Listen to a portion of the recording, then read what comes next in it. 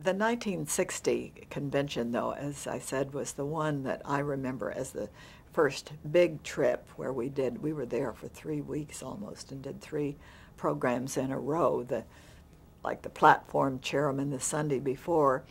The Sunday of the Democratic Convention in 60, we had extra airtime. We had an hour and a half, and we did three candidates, three senators, Lyndon Johnson, Stuart Symington, who most people forget but was a presidential candidate then, and Jack Kennedy.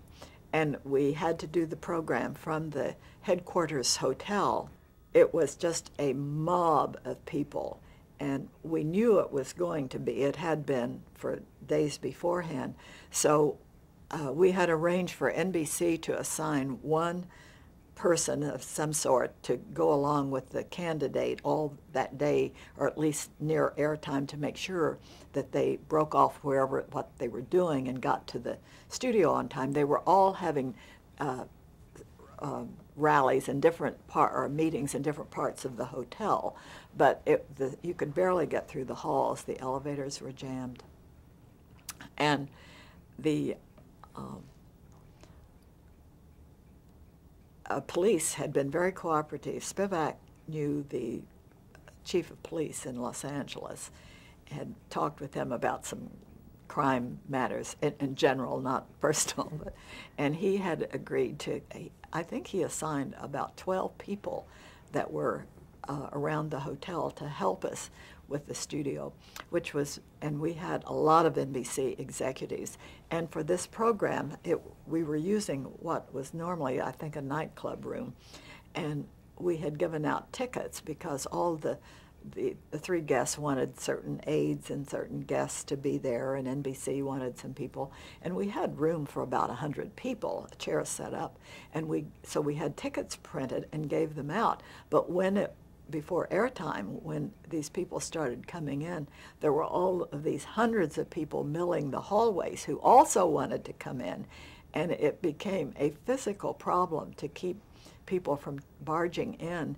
And there were, I well recall, NBC executives and the police just sort of barring physically the gates, trying to get. There were iron gates over this room. It was sort of a Spanish decor or something anyway, and then huge curtains that came down over them.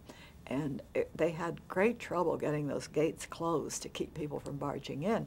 But then we had the problem of the guests, and Johnson was in a room having a party right next door, and so he was accessible. Symington, I guess, came in early, but Jack Kennedy was up on an upper floor, and they had a great deal of trouble getting him there. They had trouble with the elevators, but then they got down and they couldn't come in the main lobby and come in the main door.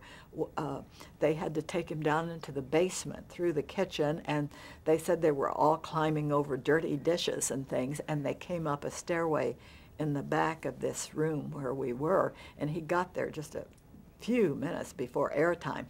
We had wanted all three of them there to begin with to take pictures. Well, forget that. We were lucky they were in the chair by the time they went on, because we did them in sequence, three separate interviews. It was a very interesting program. They were all asked why they thought they should be president. It was an exciting time, and the question, I think, had not really been put that simply before, though. Why?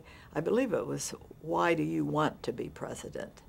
Later, it became a very big thing when Roger Mudd asked